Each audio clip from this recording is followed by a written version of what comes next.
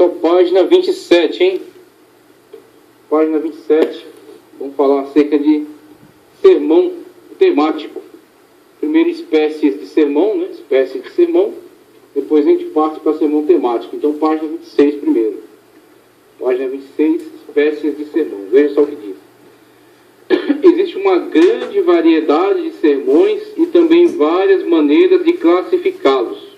Os autores de obras de homilética não são todos consensuosos na tentativa de classificar os sermões. Nem poderia ser, né? Então, uma matéria dessa que em grande parte é uma arte, a arte da proclamação da palavra, ter uma boa retórica, ter recursos de linguagem, ter uma boa organização das ideias, é uma arte.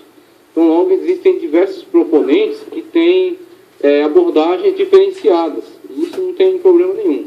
Aí ele vai dizer aqui qual é a abordagem que ele vai fazer, qual é a sistematização que ele vai aplicar aqui para poder transmitir um conhecimento sólido, né?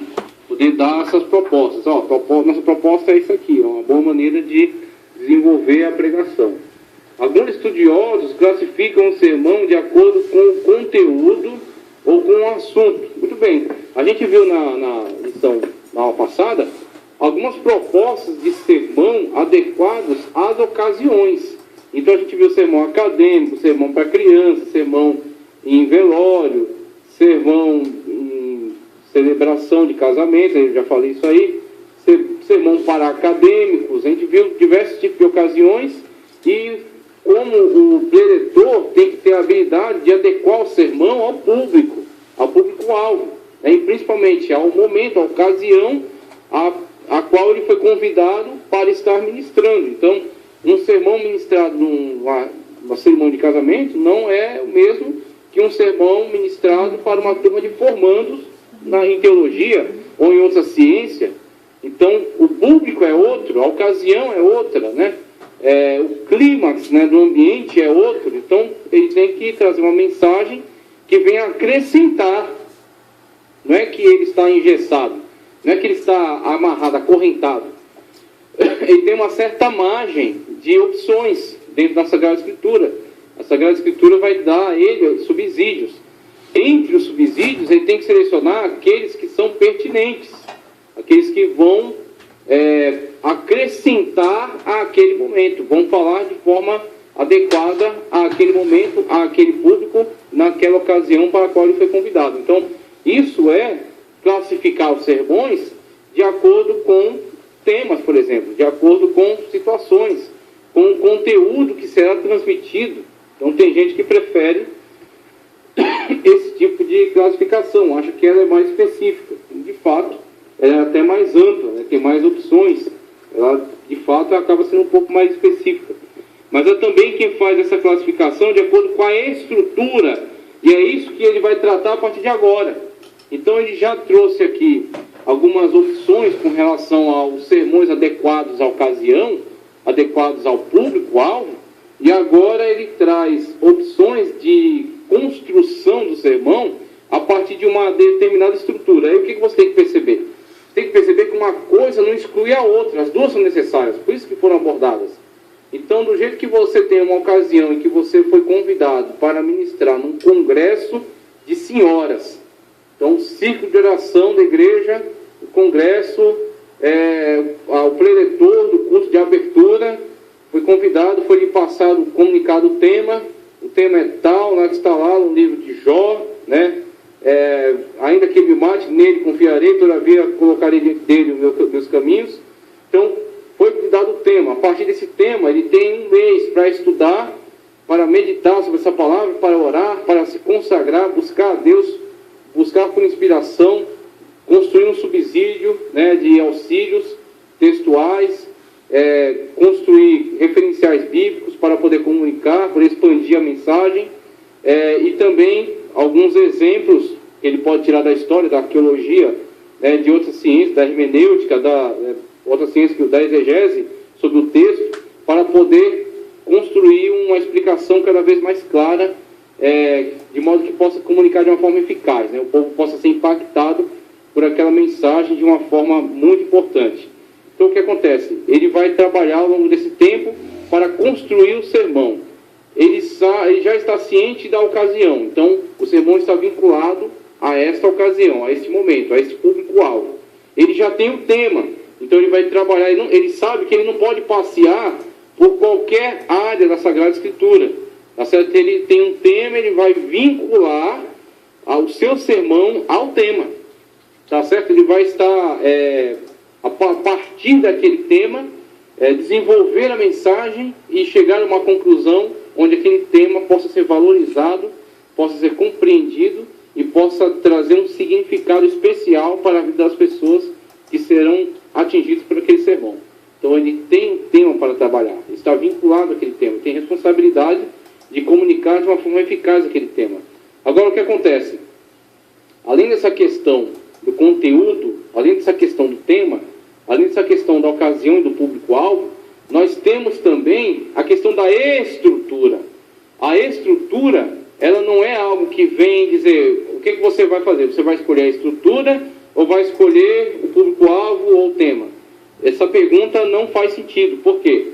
Mesmo que você já tenha um tema, já tenha um público-alvo e a ocasião, dentre essas opções que já estão dentre essas responsabilidades às quais você já está incumbido, você tem que também se programar em relação à estrutura que você vai adotar na construção desse sermão.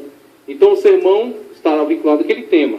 Você vai dar a ele o desenvolvimento, tá certo? Você tem o público-alvo para o qual será dirigida a mensagem, a pregação, a proclamação da palavra. Agora, a forma como você comunica, a maneira como você constrói o sermão e o transmite, também será auxiliado pelo conhecimento acerca das estruturas. Aí você tem, pelo menos aqui na nossa abordagem, essas 3 estruturas sugeridas aqui, por meio das quais você vai construir o seu sermão. Você pode usar qualquer uma delas. Você pode usar qualquer uma delas para construir um sermão e ter liberdade aí para pregar de uma forma eficaz. A continuidade diz, mas há também quem faz essa classificação de acordo com a estrutura. E há ainda os que usam o método psicológico no momento da pregação da mensagem. E aí a gente até deu uma certa ênfase aqui algumas aulas atrás, da importância aí do acréscimo que é alguém que tem um certo conhecimento na área psicológica, sabe lidar com o público, sabe lidar com as emoções, colocar determinadas ênfases, fazer determinadas abordagens que mexem, né, com o âmago das pessoas, que comunicam elas de uma forma muito profunda. Tudo isso é muito bom, mas ninguém tem que se preocupar em estudar psicologia para comunicar bem a palavra de Deus. Pode ser um plus, pode ser um acréscimo para aquele que tem, desde que saiba usar, desde que saiba fazer com que isso venha contribuir com a comunicação da mensagem. Mas isso não é assim não é um critério que vai te limitar por você não ter esse conhecimento. Quando ele coloca aqui essa questão, nós podemos muito bem satisfazer essa necessidade através de um nível de espiritualidade, né?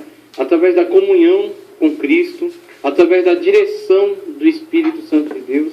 Nós cremos na ação poderosa do Espírito Santo de Deus para comunicar a mensagem, para dirigir o pregador.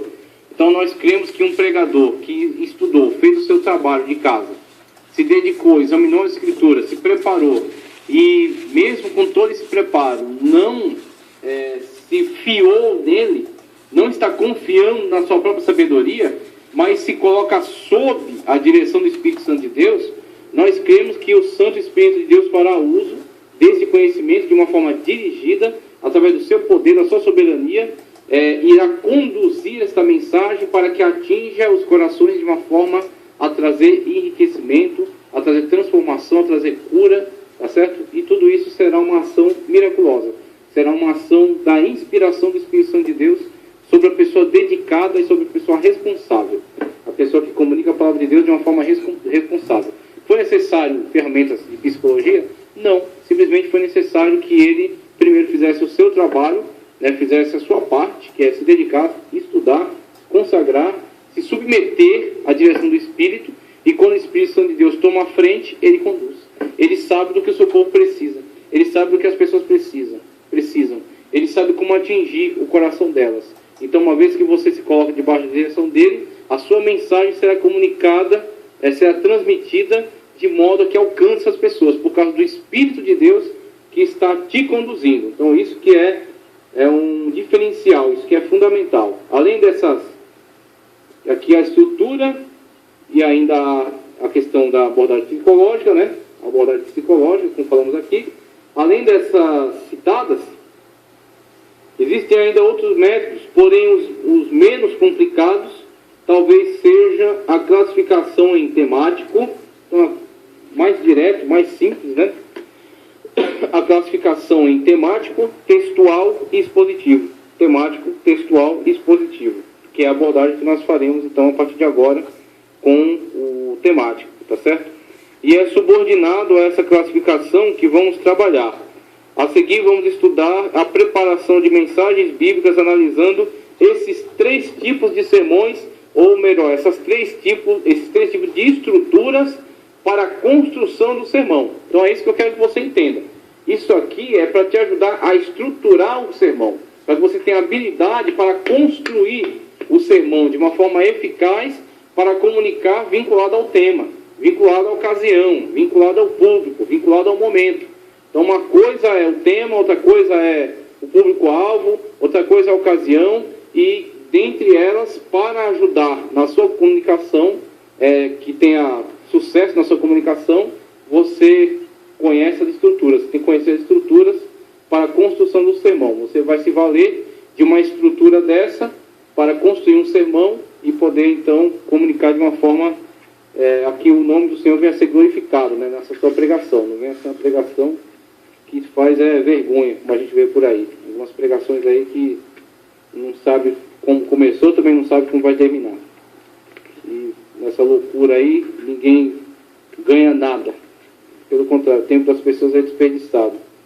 Veja aqui, eu vou trazer um conteúdo para vocês, antes da gente entrar na questão da abordagem do sermão temático. Eu vou trazer um conteúdo para vocês desse livro aqui, ó, Proclamação do Evangelho. A Proclamação do Evangelho, de um teólogo chamado Karl Barth. A gente viu um pouco dele na aula de método de estudo da Escritura. Karl Barth, ele é um estudioso muito importante aí para o Evangelho. Logo após essa época aí que veio o Bultmann, veio essa galera aí, veio depois esse Karl Barth aí, trouxe um renovo para a questão da ortodoxia bíblica. Então os caras estavam, vamos colocar com esses termos aí, eu estava ficando meio aloprado o negócio, né? A Escritura estava sendo muito desvalorizada, os caras estavam desmitologizando a Bíblia, lendo a Escritura a partir de critérios apenas científicos, anti-sobrenaturalistas, né? Então excluindo todas as manifestações sobrenaturais. E aí com o Karl Barth a gente vê um renascimento aí do respeito à ortodoxia bíblica. Então é um importante teólogo. E ele escreve esse livro aqui, que é tratado aqui, que é na verdade um livreto, né? Falando um pouco sobre homilética. Ele foi lançado pela editora, pela Fonte Editorial. E eu quero ler para vocês a página 51, capítulo que trata aqui a originalidade da pregação. A originalidade da pregação. Olha só, presta atenção na leitura aqui, ó. A originalidade da pregação, página 51. No princípio desse estudo, nas definições fundamentais, falamos: trata-se, com respeito ao homem, de anunciar a seus contemporâneos o que tem que ouvir do próprio Deus, explicando num discurso no qual o pregador expressa-se livremente, um texto bíblico que desafeta pessoalmente. Com estas palavras, num discurso no qual o pregador expressa-se livremente, as palavras que ele disse, né? Queremos falar da originalidade da pregação. Originalidade. Eu acho isso aqui fundamental. A pessoa ter esse empenho, esse trabalho, esse respeito, ter essa ética de ser original na proclamação da palavra de Deus. Então, ele não é uma pessoa que está simplesmente ouvindo e copiando outras, ouvindo e copiando mensagens alheias, plagiando mensagens, não é um plagiador de mensagens. Ele é uma pessoa que se deixa dirigir pelo Espírito Santo de Deus na construção do sermão que lhe será dado. Então, o sermão que tem parte das suas características pessoais, a sua forma de manifestação, quer uma manifestação mais tranquila, mais clara, lúcida, mais conduzida com mais calma, com mais tranquilidade, ou quer uma comunicação mais explosiva, mais dinâmica, mais impactante. Então, tem a sua marca autoral, suas características pessoais, e tem também o direcionamento específico do Espírito Santo de Deus sobre a construção daquele sermão, que torna aquele sermão original.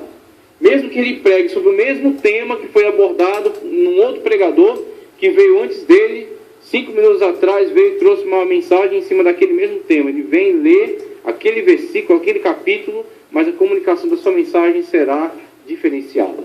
Será diferente, porque a inspiração do Espírito Santo de Deus que veio sobre ele é original. Certo? É algo que o Espírito de Deus comunicou para ele e que será importante quando comunicada para a igreja, porque vai falar de forma especial, falar de forma diferenciada. Então veja só. Queremos falar da originalidade da pregação. O pregador, criatura pecadora, e sempre tem que ter consciência disso, né? Como ele compartilha junto com o público da sua realidade, de ser também um pecador e ser por isso atingido também pela palavra. Por isso aquele jargão que na verdade sim, é eficaz, é verdadeiro, diz a palavra de Deus é uma espada de 2 gumes, ela corta para o público, mas também corta para o pregador, para aquele que comunica a mensagem, né? Ela fala com os dois, ela corrige os dois. É chamado, olha só, o pregador, criatura pecadora, é chamado a explicar fielmente um texto, pois esta fidelidade não é um espantalho atrás do qual desaparece. Suas palavras não expressam ideias prontas, como se as houvesse engolido. A mesma maneira da graça infusa. Este homem que fala é certamente um homem de carne e osso, com sua personalidade, história e situação. Um homem que Deus tem tomado ali onde está, numa situação concreta. O pastor não deve a Lutero ou a Calvino, ou a um profeta, ou a qualquer outra coisa parecida, que seja ele mesmo, quando explica o seu texto, que seja ele mesmo, que seja algo que foi comunicado entre o Espírito Santo de Deus e ele. Algo assim, que na sua escrivaninha, orando a Deus em espírito, buscando, né, e lendo a Escritura com temor de Deus, né, com reverência a Deus, aquilo que foi aberto aos olhos dele, aquilo que lhe foi dado a ver pelo Espírito Santo de Deus, que ele não havia visto ainda, e que talvez outras pessoas lendo o mesmo texto vindo de outra forma, e a ele foi revelado daquela maneira, daquela forma, mesmo que não cause o mesmo impacto que a mensagem comunicada por outros pregadores, todavia é especial, é original, é uma mensagem que o Espírito Santo de Deus construiu por meio dele, e que sendo comunicada trará o resultado que o Espírito Santo de Deus quer que traga.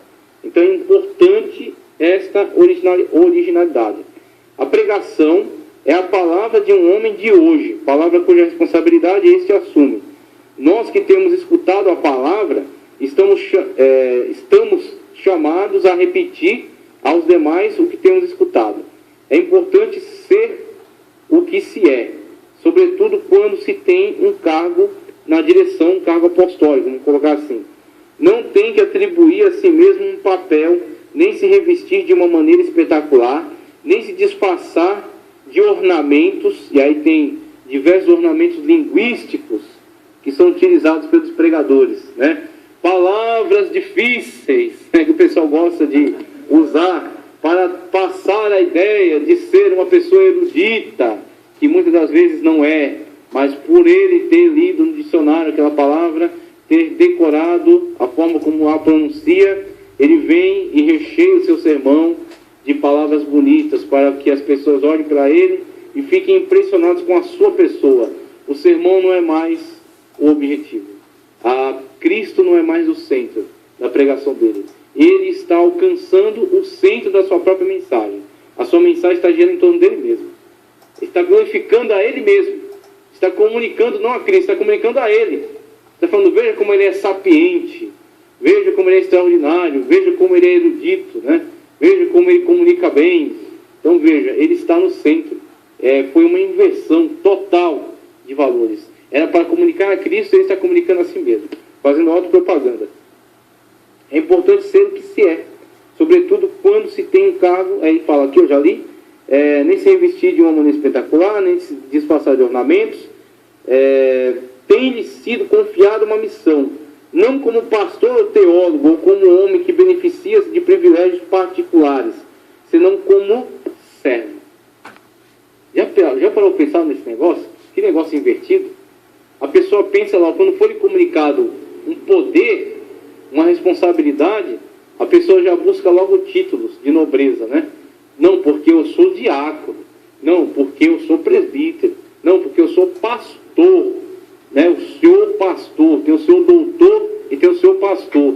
Não, porque eu sou o senhor pastor setorial, convencional, né? Intercontinental, intergaláctico. E aí por aí vai, os caras vão galgando posições fora da estratosfera, né? Então o que acontece? Tudo isso é completamente invertido em relação à maior posição que foi proclamada por Cristo. Quando os discípulos estavam tretando, aí, estavam brigando para saber quem tinha mais autoridade, quem tinha mais poder, quem tinha poder de mando no meio deles, Cristo pegou toda aquela muvuca, aquela confusão, pegou uma criança, pôs no meio deles, inverteu totalmente a lógica e disse: quem não se tornar como uma criança não vai entrar, vai ficar de fora. A lógica é invertida. Cristo falou: não será entre vós como é no meio do mundo, entre os homens, entre os gentios, que um que está tentando se colocar sobre o outro, um está tentando se impor sobre o outro. A dominação, a hierarquia que se estabelece entre as pessoas de fora da fé é uma hierarquia que pressupõe que você, veja, qual é a lógica? A hierarquia pressupõe que você é melhor que o outro, porque você é mais inteligente, você tem mais poder, você fala melhor, você é mais bonito, você é bem nascido.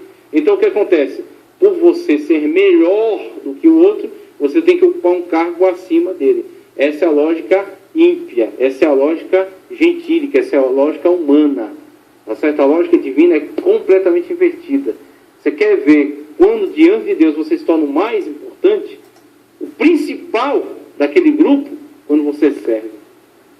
Então o maior no reino de Deus é o que mais serve, é o servidor. Cristo deu um exemplo, falou: eu não sou entre vocês o líder, né, o maioral, o senhor, eu não sou o senhor no meio de vocês, pois sou eu que lavo os pés. Ele toma uma bacia, uma toalha e lava os pés de quem é menor do que ele. Dá para entender um negócio desse? Dá, pela graça. É o que acontece, quando a gente perde essa dimensão, a gente estraga completamente nosso ministério. Quer ver você acabar com seu ministério? Você perder essa lógica. Que aí você vai começar a adquirir ferramentas, vai começar a melhorar a sua forma de pregar, vai começar a melhorar a sua forma de ensinar, vai começar a galgar posições de importância, e por você não estar pronto para isso, você não está eticamente, moralmente, pessoalmente pronto para isso, psicologicamente pronto para isso, você mesmo vai se autodestruir. Você vai começar a pensar que você é importante. Pronto, é o seu fim. Porque importante aqui é Jesus. E aí você começa a ter essa ilusão de importância, e é onde Deus, às vezes, por amor a você, permite que você quebre a cara, para você se conscientizar e tomar o caminho certo. Então, isso que ele falou aqui para mim foi extraordinário. O servo, essa é a posição. Essa é a maior posição. Aquele que serve. Cumpri-la com simplicidade e naturalidade. Por isso pregamos, por isso proclamamos, por isso nos esforçamos, por isso queremos o melhor sermão, por isso queremos a melhor proclamação, por isso queremos que o poder de Deus caia na igreja, porque queremos servir a Deus, queremos servir a Cristo Jesus. Todavia devemos ter cuidado com o que acabamos de dizer. A palavra originalidade é perigosa, tá certo? É perigosa, equívoca. Não se aplica a qualquer um quem imagina tê-lo adquirido como consequência de, não se sabe que experiência religiosa, uma certa independência a respeito de Deus. Veja aqui a especificação que ele está fazendo sobre a originalidade. O que ele está falando de originalidade? Ele está dizendo que originalidade é você trazer o que você acha que você tem que trazer. É você pregar o que você acha que você tem que pregar. Ele está dizendo que a originalidade é receber de Deus, subordinado ao Espírito de Deus, receberam uma mensagem específica. Essa mensagem específica será construída dentro da Escritura, não fora. Não adianta você ouvir coisas bonitas, inteligentes lá fora e trazer para cá. Aqui não é lugar disso. Aqui é lugar de você pregar a palavra de Deus. Como eu já ouvi numa rádio, um pastor de uma igreja grande aqui de São Paulo, que inclusive tem um grande templo lá no Brás, que trouxeram até mármore de fora para construir, pregando usando textos de Karl Marx. Karl Marx, um cara que podemos até qualificá-lo como um anticristo, que atentou de uma forma flagrante contra o cristianismo, contra a cristandade. E o cara estava usando a lógica de Karl Marx no meio da sua mensagem. Faz sentido? Faz algum sentido um negócio desse? Tem cabimento uma coisa dessa? Ele achava que podia, ele achava que isso era originalidade. Ninguém está fazendo, eu vou fazer. Leia de engano. Você simplesmente está tomando para si uma liberdade que não lhe cabe. Aqui não é o lugar de você fazer o que você acha que tem que fazer. Aqui é o lugar que você tem que, subordinado ao Espírito de Deus, cumprir com a vontade soberana de Deus. Né? Glorificar o nome de Deus. Comunicar a mensagem de Cristo. Tá certo? Glorificar o nome de Deus por meio da proclamação da sua palavra. Veja, não se aplica a qualquer um que imagina tê-lo adquirido como consequência de não se sabe que experiência religiosa, e a gente tem alguns amigos aí que andam por diversas igrejas, né? Eles andam por diversas igrejas, tem uma experiência terrível, porque foi para uma igreja, foi para outra igreja, viu as igrejas, viu os problemas das igrejas, e agora tem um conhecimento extraordinário, né, dos problemas das igrejas, e ele acha que por ter esse conhecimento, ele tem que ser acatado na sua opinião, tem que ser acatado no seu ponto de vista, porque ele entende ter um conhecimento superior ao de qualquer outra pessoa. E aí essa pessoa desmorona ante a palavra de Deus. Então, se aquilo que ele comunica está de acordo, como os crentes bereanos, é exatamente a mesma problemática dos crentes bereanos.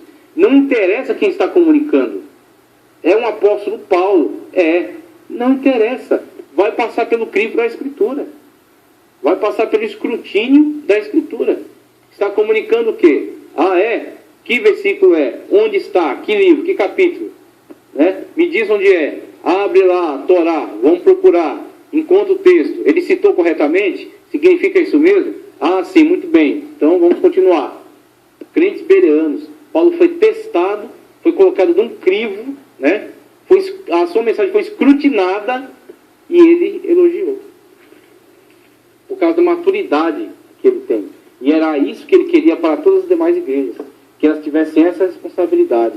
Agora tem igreja onde o camarada abriu a boca, começou a falar, a igreja já está pegando fogo. Não sabe nem o que ele está pregando, não sabe nem aonde que ele quer chegar com aquela mensagem. Ele já está se manifestando em gritaria, em agitação, né? Em empolgação.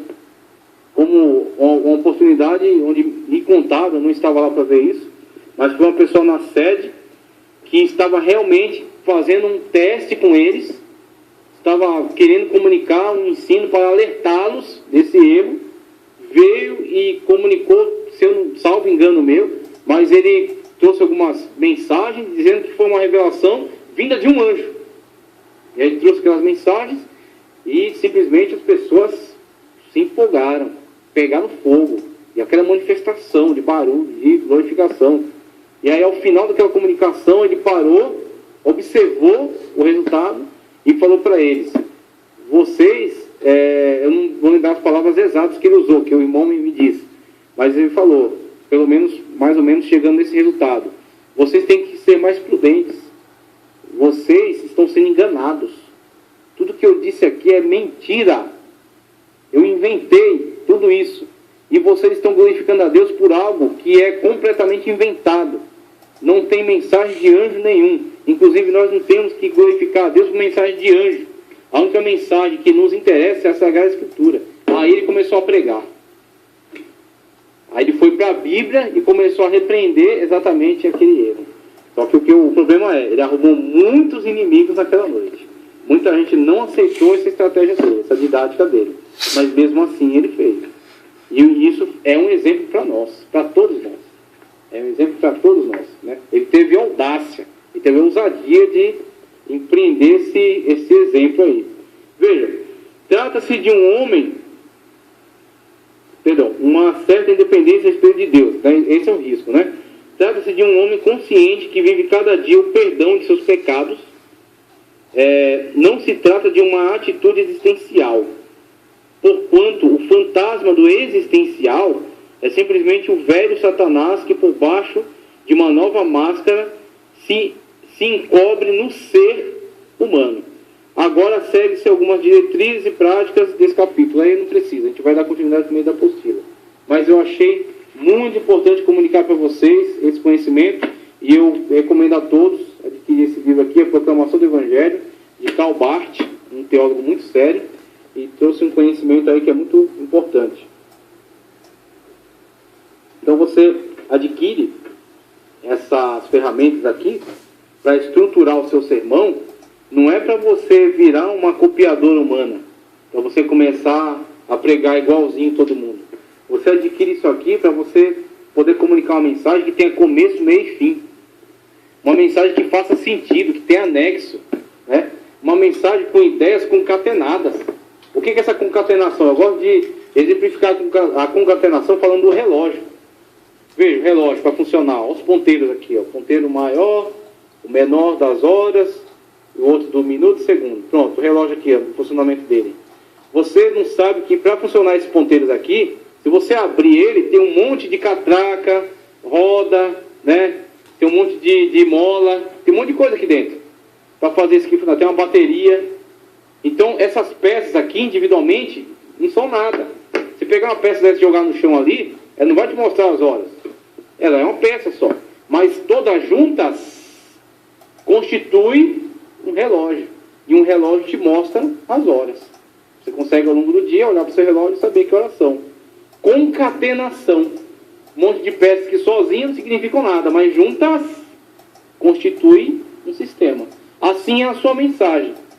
Esse versículo aqui sozinho, solto, isolado, ele não traz compreensão, mas ele estará aliado junto com o outro, contribuindo para o entendimento desta parte da mensagem, que juntamente com o outro, construirão uma mensagem, um sermão, uma comunicação de uma verdade bíblica, né? Então o que acontece? Essa verdade bíblica será construída por meio de sermão temático, textual ou expositivo. A gente vai para a apostila. Sermão temático. Sermão temático. Por parecer ser mais fácil de ser construído, o sermão temático tem sido mais optado, especialmente por pregadores sem formação teológica, pois o sermão textual e o expositivo exigem do pregador, no mínimo, o conhecimento do texto a ser desenvolvido. A gente vai ver por que ele está fazendo essas considerações aqui, mas o temático, geralmente, ele oferece uma estrutura de construção de mensagem que não exige do pregador tanta profundidade. Não exige do pregador tanta profundidade. A gente vai ver por quê. Não é que ele é um sermão bom para preguiçoso, não é. Existe um esforço também na construção do sermão temático. Só que no sermão temático não existe um aprofundamento tão grande no texto quanto exigem o sermão textual e expositivo. O temático, ele geralmente caminha mais no superficial. Ele aborda diferentes textos ao longo da Escritura, e aí onde vem uma questão especial do sermão temático. Uma pessoa que prega um sermão temático, ele tem sim que conhecer a Escritura. Mesmo que ele não vai se aprofundar nas explicações, ele não vai se aprofundar nos esclarecimentos sobre os textos, ele tem que conhecer os textos. Porque quem prega um sermão temático passeia pela Bíblia. Já viu aqueles irmãos que citam vários versículos ao longo de diferentes livros da Bíblia? Você já parou para pensar que ele não vai ter tempo de explicar cada um deles? Ele não vai ter tempo de entrar em cada um deles e passar um conteúdo profundo acerca deles. Ele vai citá-los, tá certo? E a citação que ele vai fazer desses textos traz a contribuição sobre o tema. Então o temático, veja, o tema rege. Vinculado ao tema estão diversas citações ao longo da Escritura. Então não adianta querer dizer que o sermão temático vai ajudar preguiçoso. Ele não vai. Tem que conhecer a Escritura também. O sermão temático te proporciona passear pela Bíblia sem necessariamente se aprofundar em textos específicos. Mas você tem que conhecer os textos. Você vai citá-los. E ele tem que estar relacionado. Se ele não tivesse relacionado, não vai fazer sentido. Se não fizer sentido, não comunicou a mensagem. Veja só. Sem informação teórica. Pois o sermão textual e expositivo exigem do pregador, no mínimo, conhecimento do texto a ser desenvolvido. Conhecimento mais profundo, né, digamos. E como no sermão temático isso não é necessário, parece que é mais fácil construí-lo e desenvolvê-lo. Sermão temático é o tipo de sermão que as suas divisões são derivadas do tema. O tema rege o negócio aqui. Então o tema foi elencado, subordinado a ele vão surgir os versículos, que vão contribuir, vão corroborar com o entendimento sobre o mesmo. E não o texto, vinculação principal ao tema e não ao próprio texto. Os textos estão vinculados ao tema, tá certo? Noutras palavras, divide-se o tema e não o texto, de onde o tema é tirado. O sermão temático é extraído do assunto de um texto bíblico, que pode ser um pequeno versículo, uma frase ou simplesmente uma palavra. Olha só o que fundamenta o tema do sermão temático. Não é necessário pegar um texto extenso. Se você pega um texto extenso para fazer uma leitura dele e trazer um esclarecimento sobre o texto, você não está pregando sermão temático. Você está pregando sermão ou textual ou expositivo. Se você vai pegar um sermão temático, você não precisa de um texto grande. Você precisa de um versículo da onde você extrai o tema. Tema rege as demais citações. Ou você precisa de uma frase do versículo. Já viu o pregador que fala assim, capítulo 7, versículo 15, parte A. Essa divisão é totalmente artificial, tá? Então o que acontece? Para começar, o versículo é artificial. Eu já falei aqui várias vezes em método de estudo da escritura. O versículo não existe. O versículo é simplesmente uma divisão artificial para facilitar a localização. Só. Os textos originais não têm capítulos nem versículos. Tá certo? Então ele é uma divisão artificial. Além dessa divisão artificial que chama-se versículo, o cara ainda racha o versículo. Ele fala assim, versículo tal, parte A. Por quê? Você tem no versículo, às vezes, no meio do versículo, um ponto e vírgula. Aquele ponto e vírgula você aproveita como divisão. Aí você quer extrair uma frase que ela está relacionada ao início do versículo, parte A, ou parte B, o final do versículo, do meio para o final. Ou às vezes você não quer nem o versículo e nem parte do versículo. Você quer uma palavra só. Então você faz a leitura do versículo e dá ênfase naquela palavra. Amor.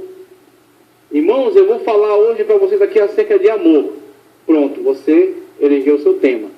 Aí, o seu tema, você vai vincular diversos versículos. O que é amor?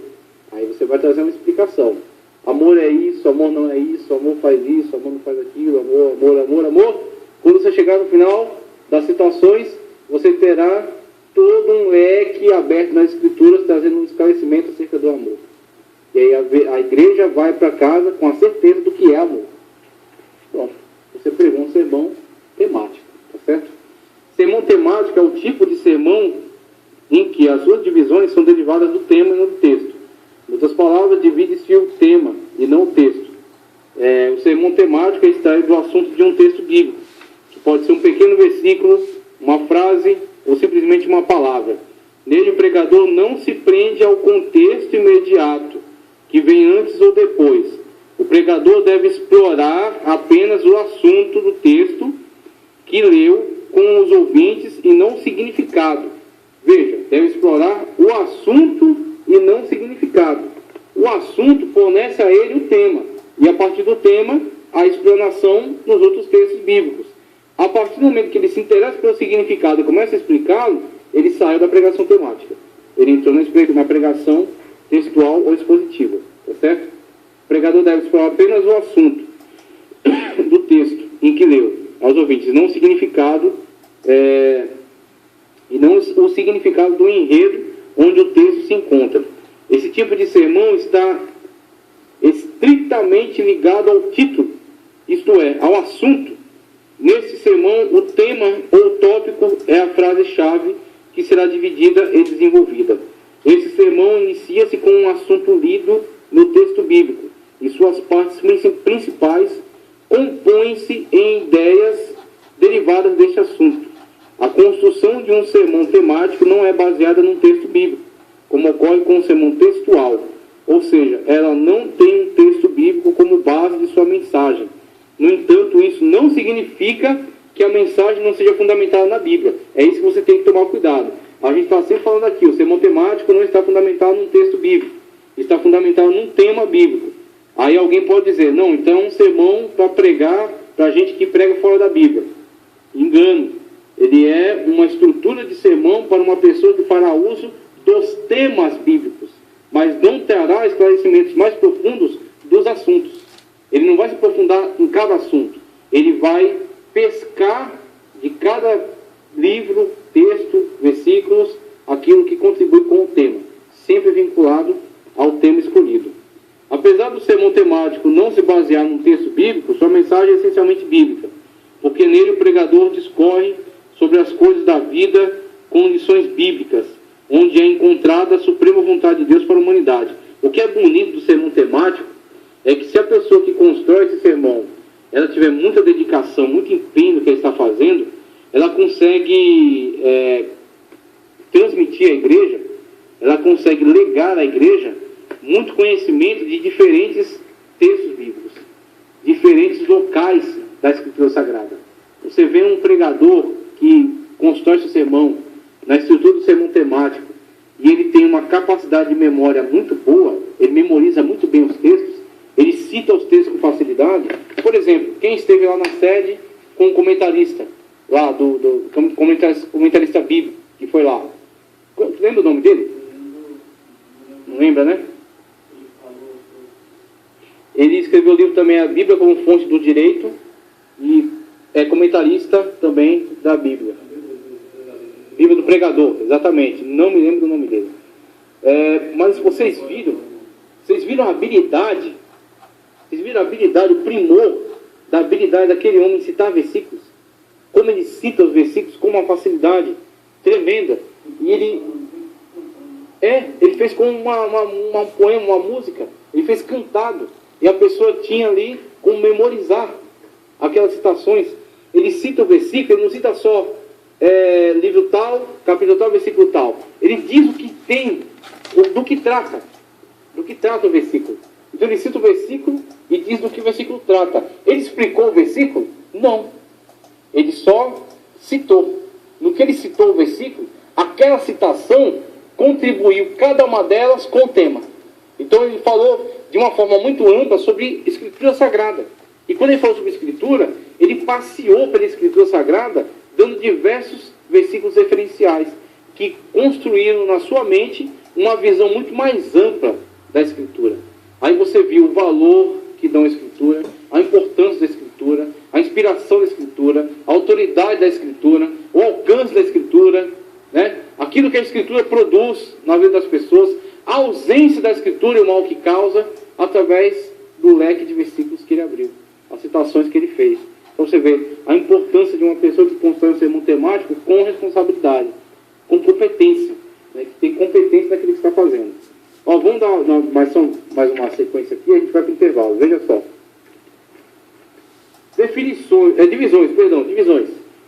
Divisões do sermão temático. A gente vê aqui este exemplo que eu trouxe aqui, ó. Divisões do sermão temático, para você entender qual é a lógica aqui, ó. Todas as divisões do sermão temático devem basear-se no tema. Aqui está o tema. Glória a Deus por ele. Veja o tema. Esse é o tema. Então o que acontece? Dentre as possibilidades da Sagrada Escritura, você vai elencar, você vai eleger o tema. Por isso que a gente, no início da introdução, falou, para o sermão temático, não é necessária a leitura de um texto. É necessária a leitura de um versículo. Você tem que fundamentar biblicamente. Você não vai vir aqui falar, vou pregar sobre Rui Barbosa. Rui Barbosa, sabe da teoria política do Rui Barbosa, ele disse tal, porque Rui Barbosa isso, Rui Barbosa salva, Rui Barbosa liberta. Meu querido, Rui Barbosa, o mais importante que tenha sido, um jurista, um político importante, ele não salva, ele não liberta, ele não cura, ele não alimenta a nossa alma. Então, se você citar o Rui Barbosa como nota de rodapé no meio de uma pregação biblicamente fundamentada, aí ele pode acrescentar alguma coisa. mas fundamentar a sua mensagem em cima dele, e aí onde vem alguns erros, alguns cultos, aí onde você se surpreende com palavras dirigidas a determinadas pessoas. A pessoa está pregando, já ouviu falar de panegírico? Panegírico é um tipo de proclamação, de mensagem, de prédica, para louvar uma pessoa. Então você vai louvar uma autoridade, você vai louvar um filósofo. Então faz-se isso numa academia, faz-se isso numa esfera política, institucional, mas isso não tem espaço na igreja. A igreja não tem espaço para louvar uma pessoa que não seja o Senhor Jesus Cristo. Ele é o centro da nossa atenção. Ele é o centro da nossa vida. A igreja é cristocêntrica. Então não tem espaço para outro aqui dentro. Por isso não cabe esse tipo de mensagem que está voltada para a glorificação de pessoas, para a glorificação de grupos, para a glorificação de igrejas. A glorificação é toda a Deus. Deus não reparte com ninguém a sua glória. Né? Então o que acontece? O tema. A partir da leitura do versículo, você captura lá o tema. Irmãos, vou ler aqui esse versículo, o versículo em algum lugar fala acerca de a justiça de Deus. Irmãos, eu quero falar acerca de justiça para vocês. Vocês acham que tem versículo na Bíblia para falar sobre justiça? Está repleta. Então tem temas que você não consegue esgotar. Que, aliás, eu acho que não tem nenhum tema que você consiga esgotar. Mas tem temas que extrapolam. Tem, assim, muita mesmo, muita referência, muito subsídio. Então, a partir da escolha do tema, você elegeu o tema na leitura do versículo, na leitura da frase, ou na leitura daquela palavra dentro do versículo, a partir daquele tema escolhido, você dará desenvolvimento a ele com diferentes citações ao longo da Escritura. Então, cada citação dessa, você, ao fazê-la, não necessita se aprofundar nela. Por isso que ele falou que o sermão temático oferece uma possibilidade àqueles que estão iniciando, por exemplo, que não tem muita propriedade para se aprofundar numa análise do texto. Não tem muita capacidade de hermenêutica, de exegese, mas eles conhecem o texto. Aí, no que conhece o texto, sabe citá-lo. E, ao saber citá-lo, sabe citá-lo corretamente. Citá-lo de uma forma que ele seja relacionado ao tema. Irmãos, é justiça. Então, vamos falar sobre a justiça de Deus com Abraão. Vamos falar sobre a justiça de Deus com José, como José foi justo. Vamos ver a justiça de Deus e Noé foi achado justo. A justiça de Deus acerca dos outros personagens bíblicos. E aí por aí vai, até chegar na justiça de Deus através de Cristo Jesus. Né? Como Deus nos justifica através de Cristo Jesus. Aí conclui a justiça sagrada. Né? E fecha o tema e a igreja vai para casa sabendo que Deus é justo. Sabendo o que é justiça conforme a Sagrada Escritura. Então você tem seus textos relacionados a ele, subordinados a ele, e esses textos serão desenvolvidos, tá certo? De uma forma lógica, podendo seguir uma sequência cronológica ou uma sequência da lógica do assunto. Não é necessariamente, não tem que ser obrigatoriamente cronológico. Você pode trocar a ordem cronológica, mas tem que estar relacionado ao tema, não pode fugir do tema. Se você foge do tema em algum momento, quando você perdeu sua mensagem, você está perdido. Você não sabe nem de onde veio, nem para onde vai, nem o que está fazendo aqui. E essa mensagem a gente também não sabe o que fazer com ela. Quando você não sabe qual o tema que está pregando, você não relaciona os versículos ao tema, você começa a falar um monte de coisa boa, você começa a falar um monte de coisa interessante, um monte de curiosidade, né, citar a Bíblia inteira, mas sem relacionar. Tá certo? Aí você vê o pregador perdido e a igreja mais perdida ainda. Tá certo? Então vamos para o intervalo. Na volta a gente dá a sequência aí, a pregação temática.